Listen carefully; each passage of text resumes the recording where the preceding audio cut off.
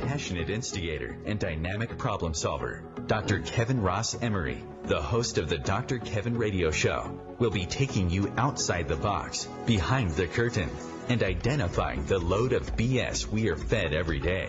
And now, Dr. Kevin. Hello, hello, hello, and welcome to the Dr. Kevin Show here on OMTimes Radio. Here we challenge everyone and challenge everything. Our goal on this show is to help you work those critical thinking skills, stretch your comfort zones, maybe take you someplace you've never been before, and help you expand your reality of the world, whether that's in a very physical world way or a metaphysical way. Here at the Dr. Kevin Show, we're open to everything and everyone. We do have a call-in show now. Before, you would just come to facebook.com/mydrkevin, which you can still do. Make sure if you're there, you like the page. I'm likable. Just trust me on this one. I'm likable. So you can just like the page, and then you can leave comments there, and I'll be monitoring it through the whole show. I'll also be monitoring my Twitter account, which is either at Web of Light, WEBOFLIGHT, or at MyDrKevin. If you post on either one of those, I will immediately be notified and make sure I bring your questions to our guest or to our audience. Also, you can call in, and that number is 202-570-7057. Now, you can find that number posted on facebook.com/mydrkevin, MYDRKEVIN. But maybe you want to call in instead of just posting a comment. If you are listening to this as a replay, if this is not 6 p.m. Eastern Standard Time on a Thursday night, the last Thursday of 2016, maybe you're listening to this in 2017, you can still go to that Facebook page. You can listen to the show. You can still leave your comments. And either I, my guest, or both of us will respond, even if you couldn't participate in the live show. Now, it doesn't get any better than that, does it, boys and girls? So, as always, we start with my hot topic, and then I invite my guest in, and I will introduce her at that time. I'll invite her in and ask her her thoughts. For those of you who are new, my hot topic is something that gets me hot under the collar or makes me feel all warm and fuzzy. Well, I've got a little bit of warm and fuzzy, hot under the collar. It's a little bit of a mix this week. I've been doing replays the last couple of weeks as we've been in the height of the holiday season and everyone's been running around, including yours truly. But this has been a rough month for celebrities. We've been losing them they've been dropping like flies. It seems like in the last several days, a day doesn't go by that we haven't heard of somebody who has passed on very suddenly, very unexpectedly. None of these were dying at long, prolonged illnesses. These were not people that, you were just kind of sort of waiting to die. Maybe Zsa Zsa Gabor, she was 99, and she made the most out of most of those 99 years. A woman who definitely reframed a lot of what we thought of as celebrities and what celebrityhood means. And a lot of our modern celebrity icons that sometimes really don't do anything but just be celebrities, they took their cues from Mrs. Zsa Zsa Gabor. But more recently, we have George Michael, we have Carrie Fisher, and then we have her mother, Debbie Reynolds, who I actually saw Debbie on Broadway. I saw her do The Unsinkable Molly Brown when it was a Broadway show, and she was up there and singing Belly Up to the Bar Boys. I can close my eyes, and I can still hear her belting it out as she, at that time, I believe was in her early 60s, was climbing up and dancing 7 shows a week, singing and dancing and taking Broadway by storm. And obviously she was the original in the movie, which was one of those cases where a movie was turned into a Broadway show many, many, many years later. Phenomenal woman, had her own trials and tribulations in life, and had a fabulous daughter in one Carrie Fisher.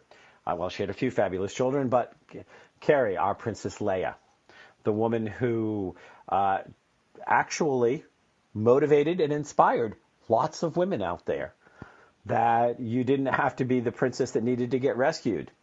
Give her a phaser and she could rescue you, and did sometimes. She definitely was a turning point. She was not a sweet little innocent, just, oh, save me. She wasn't calling for Dudley Do-Right. She was calling for the next round of ammunition. She definitely left an imprint on more than one generation of viewers, right up to, we will actually be seeing her, because all of her films were shot, her scenes were shot in the 2017 release of the next Star Wars trilogy. And in Rogue One, she had a bit of a kind of sort of cameo. It was strange, but you have to see the movie. So why am I bringing all of this up? Well, first of all, part of it is out of respect. We've lost a lot of people this year, and I'm not going to go through the whole list. But, you know, I see very interesting things. I see a lot of people who are grieving and mourning, and asking, you know, like some of them were definitely taken too young, or how they were gone, or the story, you know, George Michael was only 53, you know, and there's been a lot of different conversations.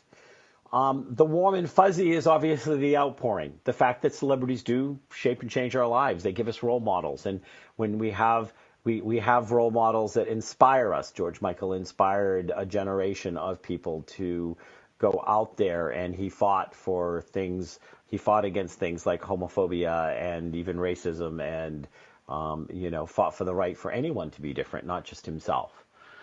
But in this, we also have that grief part of it, and grief is really for us. Grief is for us. We grieve for our loss, for there will be no more future movies that we will see Carrie in. There will be no future songs, though some undiscovered song of George Michael's just was released by his significant other. But we know that it's a very short shelf life.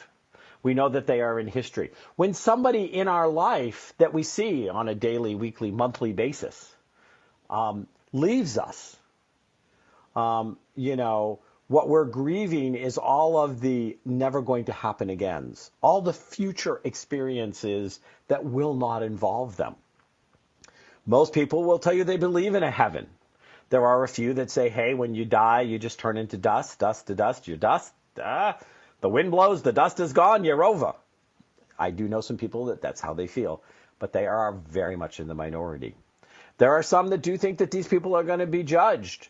And some better have packed, you know, lots of ice cubes and bathing suits, and others, you know, will be getting their wings blow dried. But everybody has a concept that there is something waiting for us. Not everybody, but the majority of people have a concept that something is waiting for us.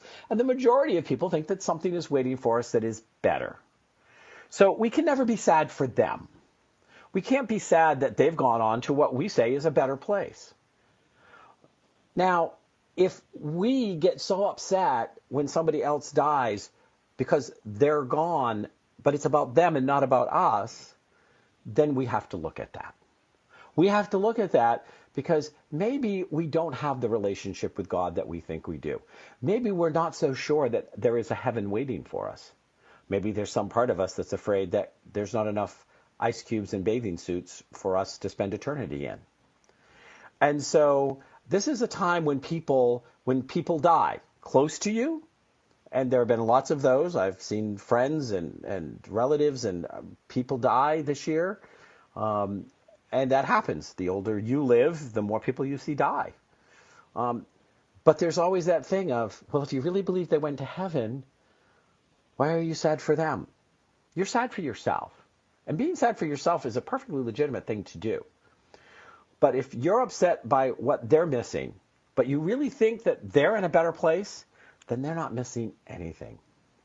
So that's my 2 cents.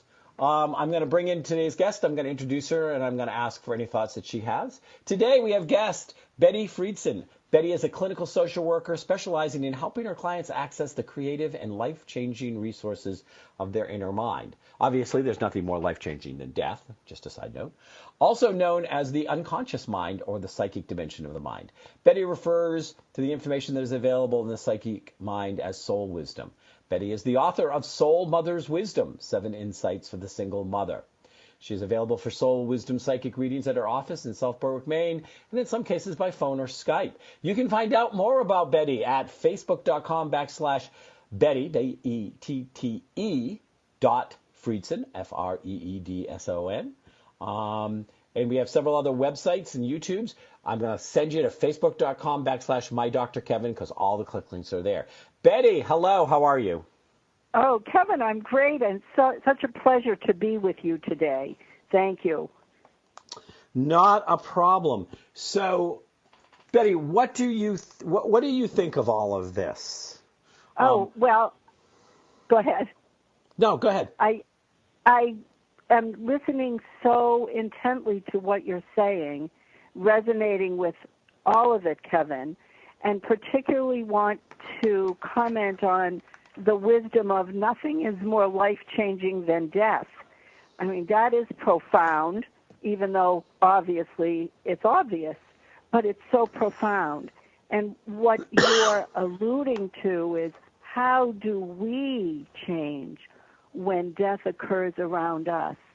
And I agree with you that the grieving is for us. I am thinking about something a very dear friend of mine said to me when someone close to me passed a few years ago. And this friend of mine who said this was a pastor. And she said, it is important to honor their lives in the way you live yours. So thinking about what's embodied in the lives of George Michael, so many values, so many perspectives that are important to carry on. And then I was also thinking about the idea of the celebrity who's just a celebrity, which has made me chuckle. That would be a whole interesting concept to look at. I was thinking about how do we honor the celebrity in us?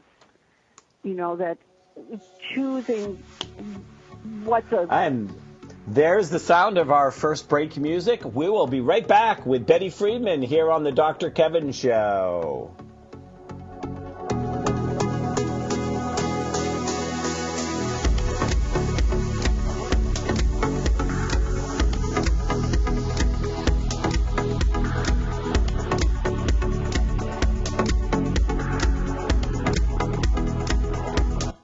Conscious media for conscious minds.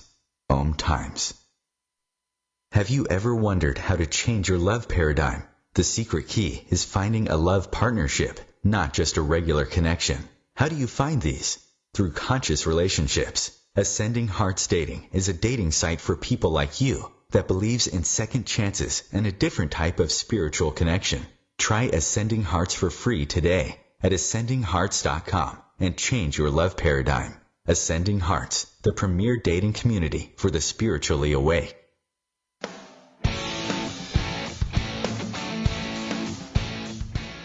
Looking for inspiration? Want to be inspired? Not sure where to go? Find Mark and Kim every Wednesdays at 3 p.m. Eastern on Inspired Living. Topics will elevate consciousness and range from metaphysics to the human and social experience and all things spiritual. Welcome to an inspired community that offers support, encouragement, and new ways of thinking. You are the inspired and the inspiration.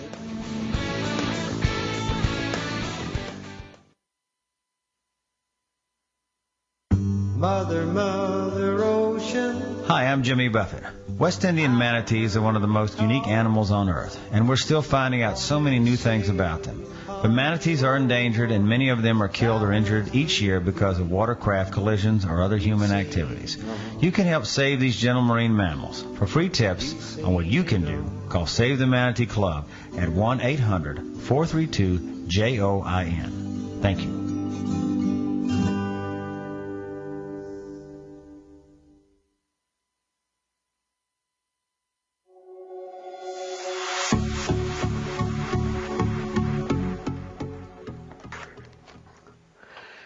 Hello, hello, hello, and welcome back to the Dr. Kevin Show here on OMTimes Radio.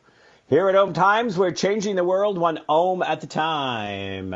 And tonight, we are interviewing Bette Freedson. Bette is the author of Soul Mother's Wisdom, 7 Insights for the Single Mother. She has a practice in South Berwick, Maine, and she does offer soul wisdom readings. She is also a clinical social worker. You can find out more about her at BetteFreedson.com, and that is BetteFreedson.com. So, Bette, welcome back to the Dr. Kevin Show. Are you still there? I am here. Thank you. You are welcome. So I want to finish up any thoughts that you had before we move into because I have a question for this segment for you. But was there anything else that you wanted to express about the current condition of the grieving and the loss of the celebrities? Thank you. Yes, I wanted to offer the listeners, and you and me, of course, too, the idea of celebrating our own worth, our own talents, our own celebrity inside, that we each have that unique spark, that unique something that will make us more of fully who we are. And so that was mostly what I wanted to affirm. And I think that you were alluding to that in terms of seeing some of these people who have been cycling off as role models.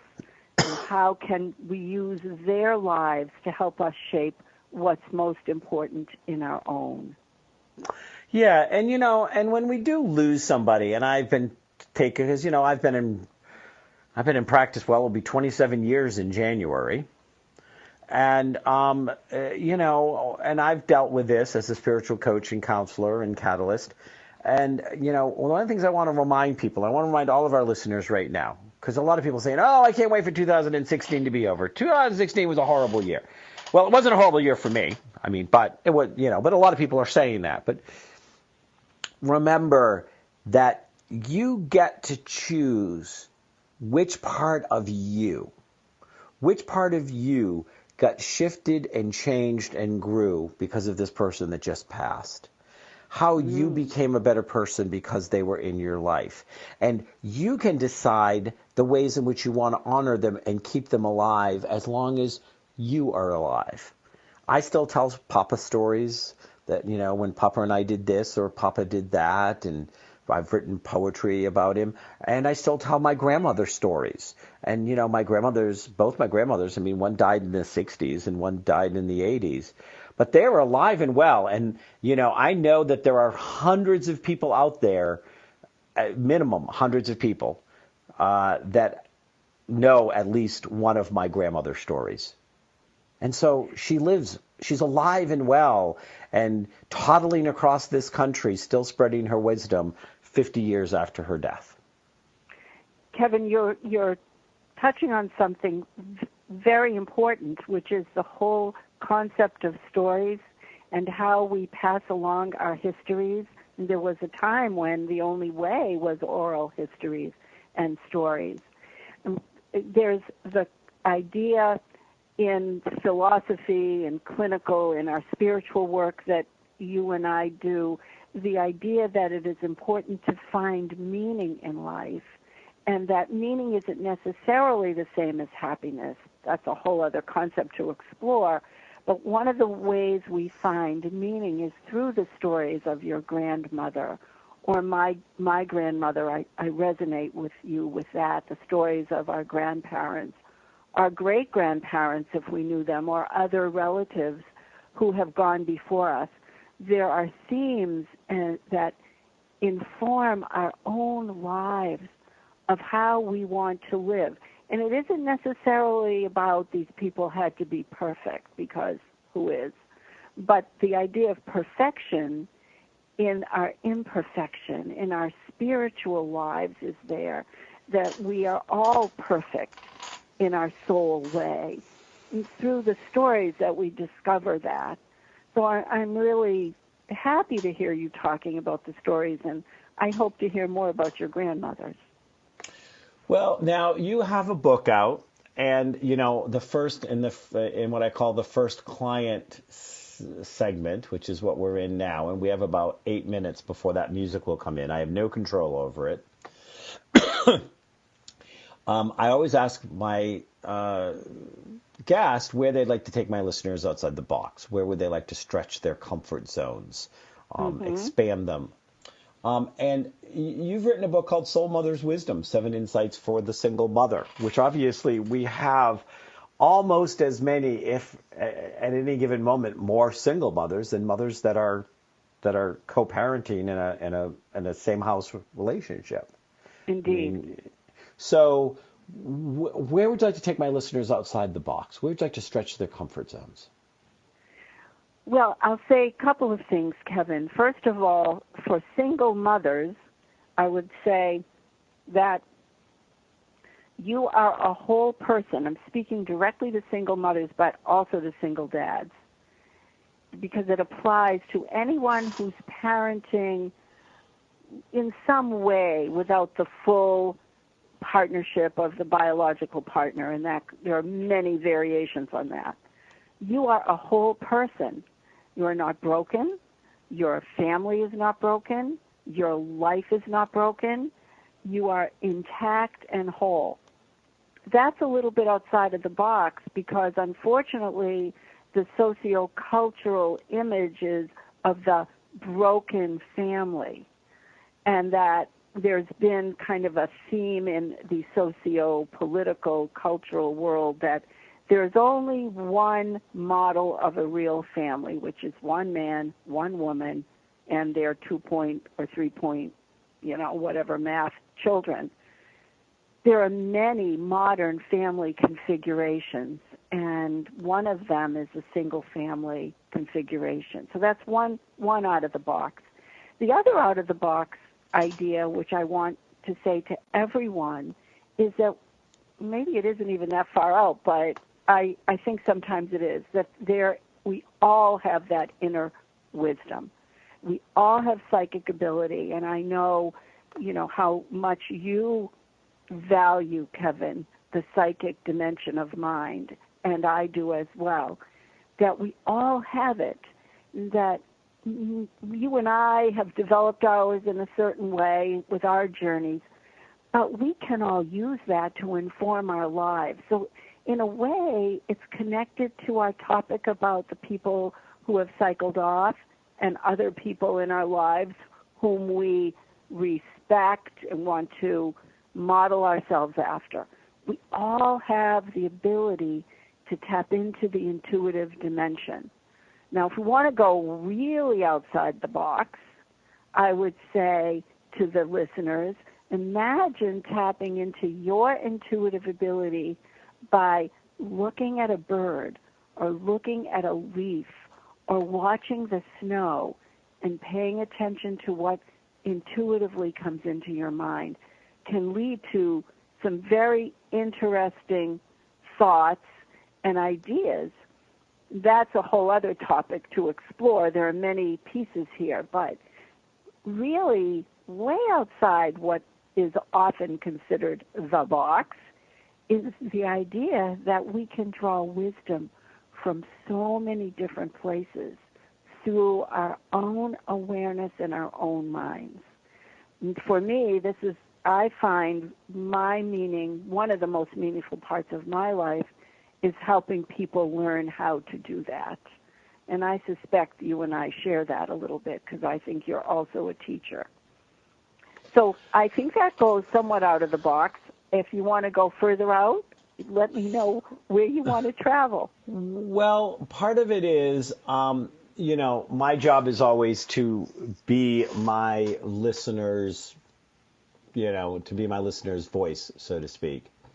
Yeah. And so, the first thing is that as we step into psychic awareness and we go into that place where most of us really don't know how to be. I mean, yeah. we're not taught how to be fully present. Correct. We're not taught how to be in that moment. And so, for all of that, and for all of those reasons, it really is that when we step into that moment of presence, we start to understand connectedness. Yes. And yes. divine perfection. Yes. Yes. And in a funny way, Kevin, it takes practice to recognize those moments. And, people can have guides like I had in Ramona Garcia, a friend whom we share, that she really taught me how to recognize those moments when I was in presence with myself and therefore connected with the divine. And that has been really powerful for me. But I think that people experience that similarly and differently, and I don't know if that makes sense, but it's a very personal experience, and at the same time, I think there's a common denominator that we share that I've realized by talking to other people like yourself and other people who are working towards more fully developing and experience their own psychic awareness. My friend Stacy, whom I think you also know, talks about connecting with the source. We all have a different way of labeling, whether it's God or God consciousness or the source or higher power, but that sense, that what we call clinically a felt sense, a deep experience of feeling that connectedness. That can happen in a number of ways, but it does take some practice to recognize it. I don't know. Well, the first thing that it takes, and I've been teaching psychic development courses. I think I taught my first one in 91.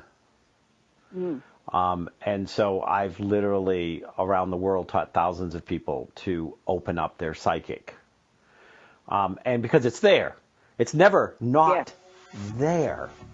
Correct. And that's the sound of the incoming. And we will be right back here on the Dr. Kevin Show with Bette Freedson. Betty, can you hear me?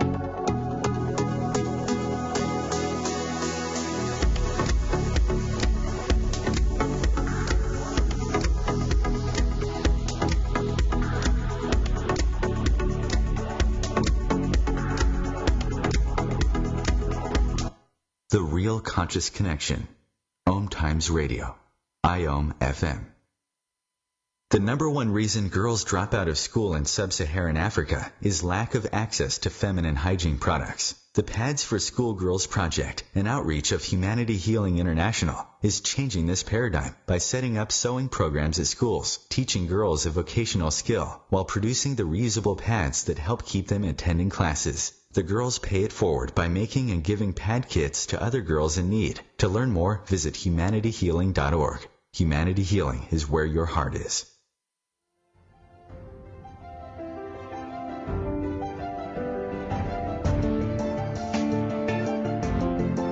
Have you been searching for a perspective beyond the mainstream? Check it out. Join your hosts Cielito Pascual and Diana Gold Holland on Share International Radio for thought-provoking views behind the news, Sundays at 1 p.m. Pacific, 4 p.m. Eastern on OMTimes Radio. You can also find us at shareontheairradio.org. This may be the message of hope you've been waiting for.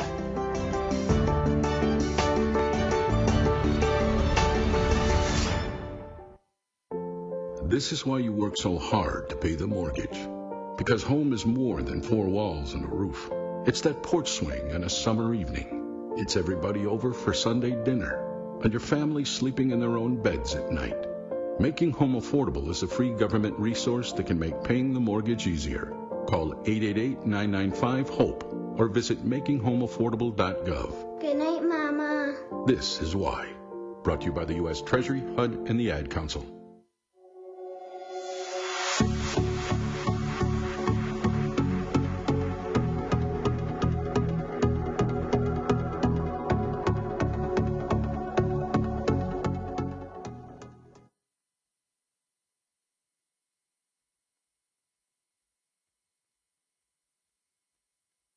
2016, and I hear the roar of the crowd. I've been hearing it for days now. I can't wait for 2016 to end. I can't wait for it to end. 2016's got to go away. There are many people who feel like the year 2016 has been a tragedy, that it's been a tragedy on a national scale, though we're not going to go into politics on this show. Though I do invite you, if you do come to the Web of Light channel that I do have that has my TV show on it that I do on a weekly basis. I have put a special out that will be appearing next week called Surviving a Trump Presidency. Yes, Matt Connerton of Matt Connerton Unleashed and I spend an hour talking somewhat about what Trump has promised, what he said, and what we can do depending on how we feel about it. So there you are, Surviving the Trump Presidency, and you can find that if you come and join my YouTube. My YouTube is My Dr. Kevin. If you come and join my YouTube, if you join the Web of the Light show, the Web of Light channel, you can get access to all the shows that we do, all the TV shows. So I want to welcome back our guest. Our guest today is Bette Freedson. Bette is a clinical social worker specializing in helping clients access their creative and life-changing resources of the inner mind, also known as the unconscious mind or the psychic dimension of the mind. She is the author of a new book called Soul Mother's Wisdom, 7 Insights for the Single Mother. She's available for Soul Wisdom psychic readings at her office in South Berwick, Maine, and in some cases by phone or Skype. You can find out more about her, first of all, by coming to facebook.com/MyDrKevin, where we have all of the links, the lovely picture of Ms. Freedson, and all the links to where you can find her. But you can also find her at BetteFreedson.com, B-E-T-T-E, Bette Freedson, F-R-E-E-D-S-O-N. So she pronounces it Betty, but as many people do, they spell it B-E-T-T-E, but many of you out there would want to put a Y in it. I don't know why you'd want to put a Y, but you want to put a Y, so we don't want you to do a Y. Do you understand why we don't want you to put a Y? Because it's not a Y, it's an E. B-E-T-T-E, F-R-E-E-D-S-O-N.com. Betty, are you there? I am here. Thank you. Hey, did you like how I got into their head, not to spell your name wrong? I was chuckling. Yeah, it was great. It was musical. It was great. Thank you. Thank you so much. Well, I'm sure it happens. When you say Betty, people just want to spell it like, Betty and Veronica. Yes. And yet one of my heroes out of the 40s and 50s was none other than Betty Davis. And, of course, she spelled it like you do. Yes. So, in this segment... Yes. You have to start the segment by taking the pop quiz. Are you ready? Okay. I'm ready. What movie did this come from? Ignore the man behind the curtain. Oh God. I want to say The Wizard of Oz, but I'm sure it's not. It's The Wizard of Oz. Congratulations. I got it. I got it. What did I win? What did you win?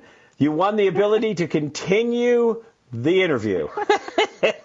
I can think of nothing better. It's good.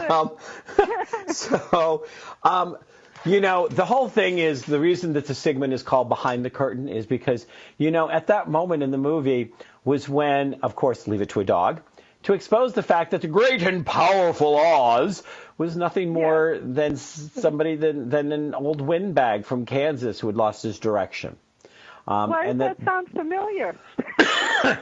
Oh, I don't think he was from Kansas. I think he's from somewhere else. But anyways, and we're not going to say where right now. But anyways, but in this segment, a lot of times we get misdirection. A lot of times people are trying to busily consider us, to convince us that something is the great and powerful something.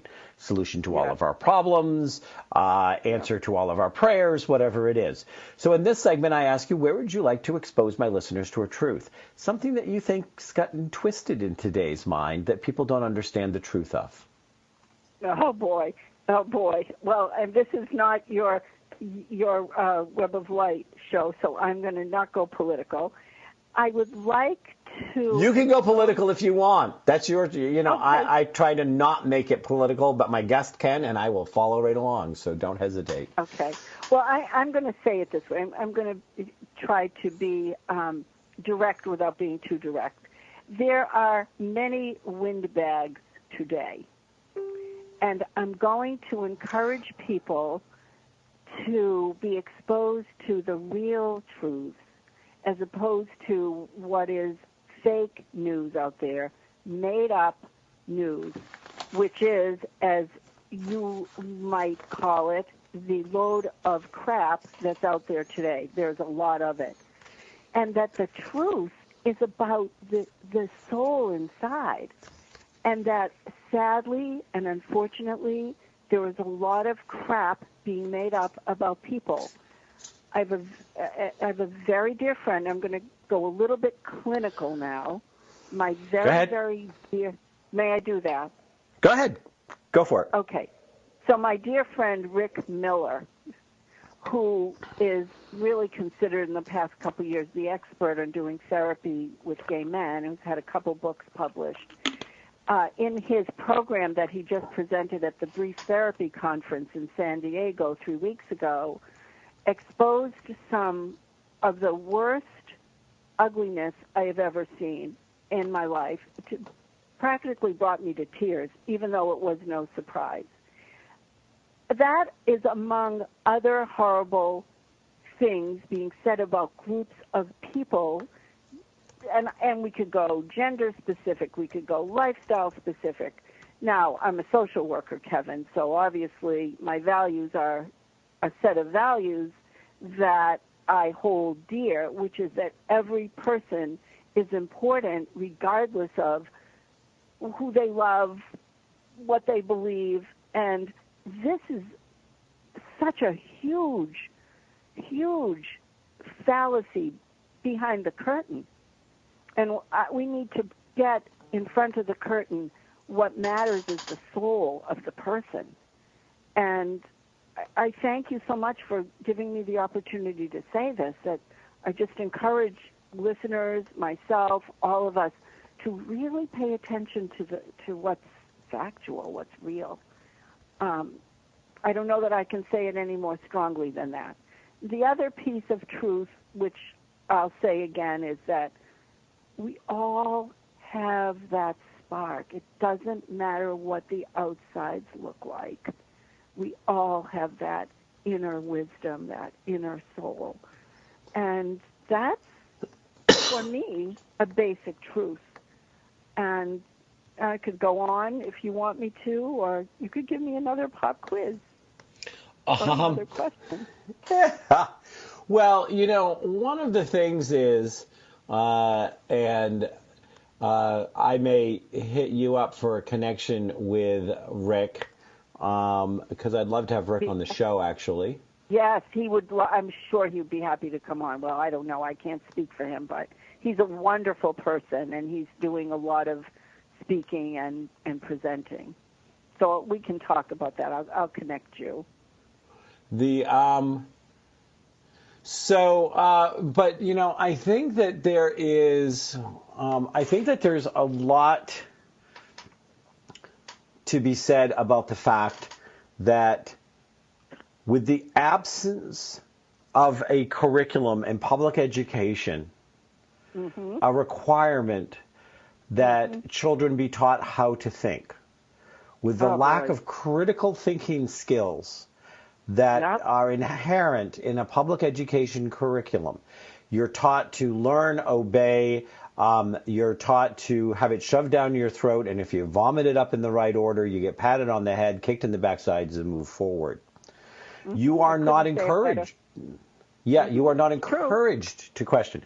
And so many people out there have either lazy minds or minds that are just apathetic. They're asleep. Their ability to do, and we all have the ability to have some level of critical thinking skills. Just like anything else, some people were born with more naturally occurring critical thinking skills and more curiosity and questioned more things. And oftentimes they were the ones that got in trouble at school. They were the ones Go ahead. No, I'm with you. I couldn't say it better. I'm so with you. It gets me very, you talk about getting hot under the collar. I'm hot under the turtleneck. I mean, it does not produce warm and fuzzies for me when I know that not only, and I worked in school systems, taught school, social worker in school systems, so I've seen what you're talking about. That gets me hot under the turtleneck. And then the other piece is, while the critical skills are not necessarily getting taught, what's getting modeled in too many places is something counter to love. And I'm refraining from calling it the H word. I don't want to actually say that because it may be other things, but it's counter to love. It's counter to compassion. It's counter to acceptance. So, it really breaks my heart. It really breaks my heart.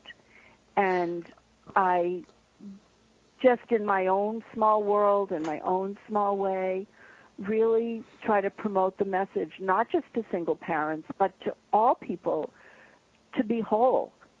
I have done a program in a couple of places called the Development of Self-Wholeness. We need, as people, that sense that we're intact. That's a whole, there's so many different, journeys we could take with these topics, but I'm with you. I'm with you on that. It's heartbreaking that children are not taught how to filter out what's correct, what's loving, what's accepting. We can only do our best in our world. That's what we try to do. I know that when we met, I don't remember if I mentioned this when we met over lunch or not, because there's a lot of... Oh, and we'll be right back with Bette Freedson here on the Dr. Kevin Show.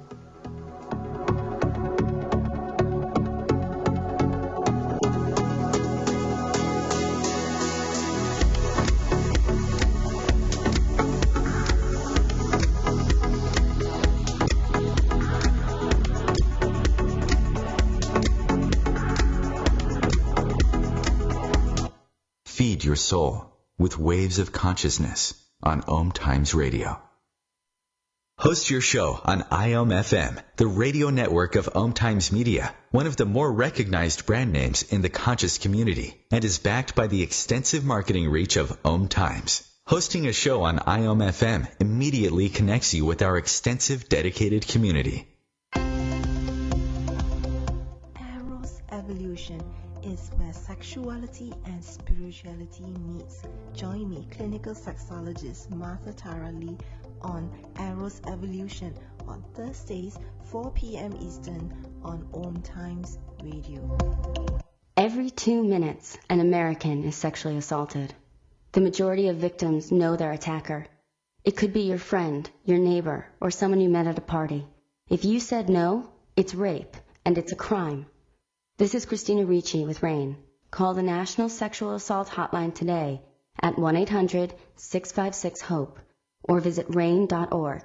That's RAINN.org. Brought to you by RAIN and this station.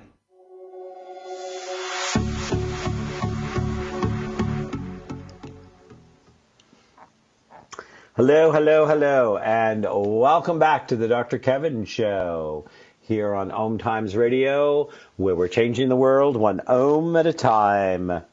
We're here for our last segment on the last Thursday of December of 2016. It has been quite a year. We have seen huge political upsets. We have seen huge relationship upsets, and we've seen the passing of many people who have touched us.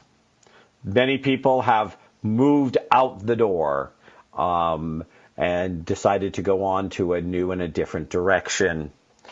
There is a big hullabaloo going on out there, and it has come across my sphere as we were on the show and on breaks and stuff like this.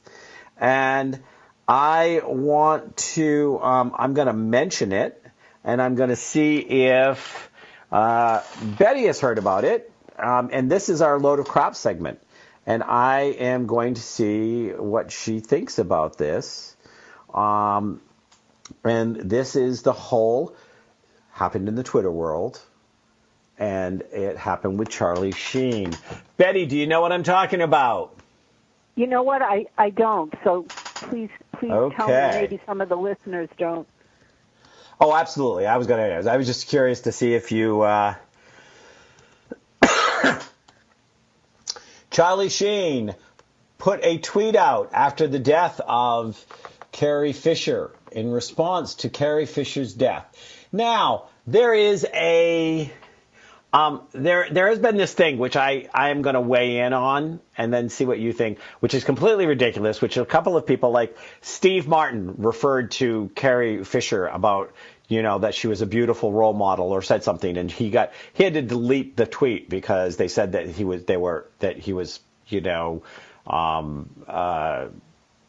basically, the word is slipping my mind, but, he was basically objectifying her or whatever. And yet I read the tweet and it was very sweet. Some people really do need to get a life. But his tweet, which seemingly in response to the recent deaths of Carrie Fisher and Debbie Reynolds, he said, "Dear God, Trump next, please." Oh. I didn't hear that. Yep. The Twitterverse immediately slammed Sheen for his tweet, calling the actor a scumbag and a useless cockroach. Sheen has yet to respond to the backlash. His tweet is pinned to the top of his Twitter profile. Wow. Oh boy. What are your thoughts?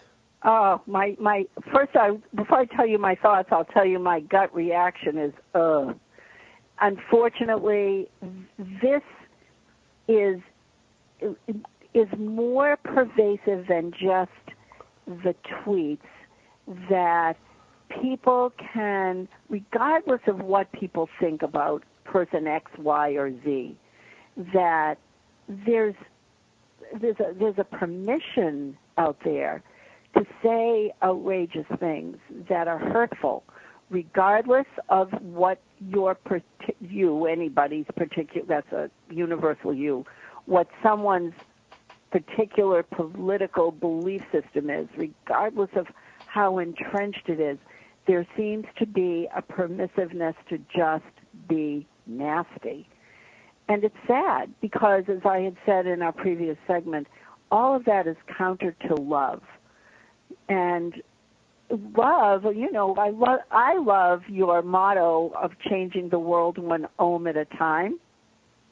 That if we believe in the energy of the soul and the spirit, that the thoughts we put out really do affect the world. Now, I don't know if all of your listeners will believe that, or some of them may think that that's a load, but metaphysics and great experts and various researchers who have discovered the, quote, God particle really understand that thoughts have energy.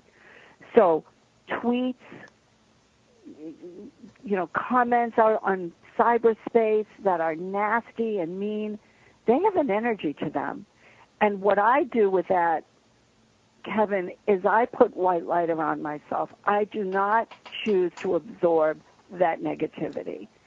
I do not want the physiological, emotional, or spiritual negativity to infect me. And that's regardless of what politically I might believe. I don't want that to come into me. Those are my thoughts and my reactions. And I'm sad that this is the way the world is today, that somebody can just put that out there. So I'm curious about what your thoughts are, or even the listeners, if they're tweeting or commenting on that. Well, on one hand,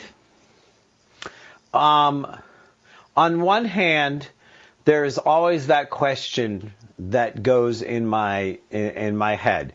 was this just a publicity stunt?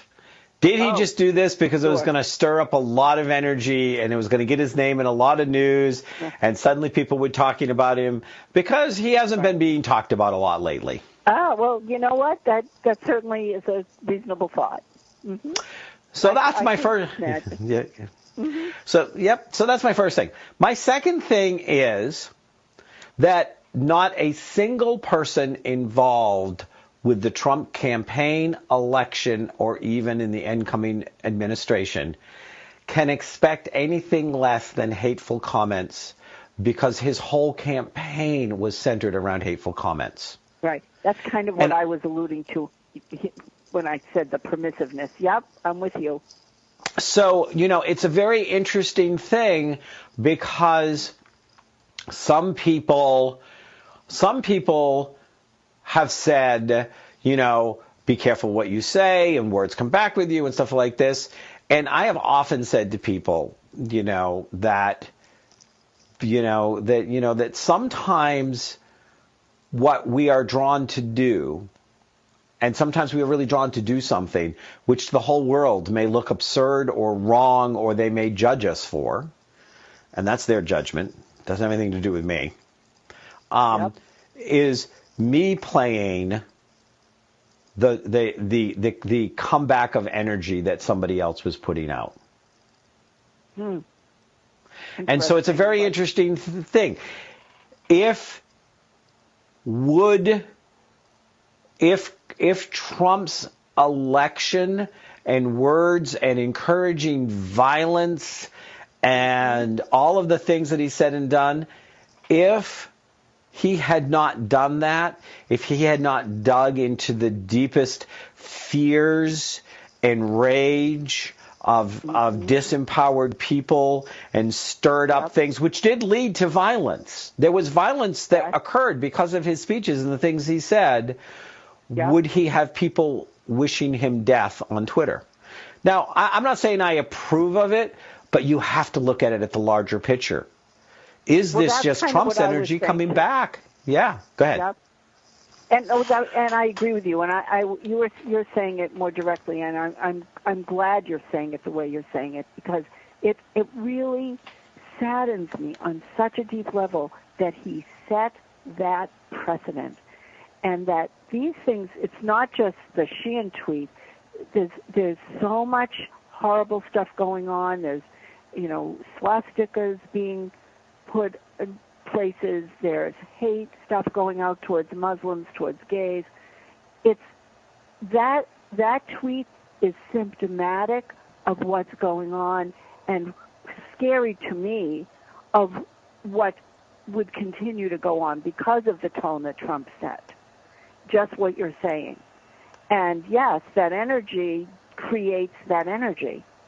And it is no surprise that could come back at him, and that's coming back at people who are already disenfranchised, disempowered, and hurting.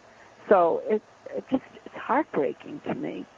And I don't know if that's too strong for some people to hear, but it really is for me very, very devastating. It's not the kind of energy that I want to be in. And I'm really appreciative of the kind of show you're doing, because that's the kind of energy I want to be around. So I just want to say that I'm appreciating being with you in this space to talk about these things. So and I have been called the psychic sledgehammer. I have, I believe in spiritual activism, and I believe in calling a spade, because sometimes people don't get it. And you know what? Right. There are people who will never get it because they don't want to give it, because they choose not to give it. They are not going to get it. They're not going to get it. They don't want to get it. However, there are those people who could, if it was put out in plain black and white, it would make them at least hesitate or think or question a little bit. And I think, that really, in a way, sums up for me what I do probably in a lot of ways for you, what you do, it's like I would have to understand more about the sledgehammer thing. From what I know of you, I don't think of you that way. I think of you as really a truthful person who tells it like it is, and I respect that. I hope that the people that come to me clinically or come for psychic healing work or whatever they come for, that they are affected in some way by something positive that helps them to see the world in some more positive way for themselves or others. That's really what I hope to achieve. And, for me, that might include a difficult truth. It might include finding a way to tell somebody something that may not be so easy to tell. But telling the truth is what I'm about, and I think that's what you're about. So I think maybe some people say that's sledgehammery, but that's their perspective. Well, and I'm gonna do a quick rundown. Oh, and the music came. It beat me to it. Bette Freedson, Bette, B-E-T-E, Freedson.com. Bette, thank you for coming on. A pleasure. Thank you.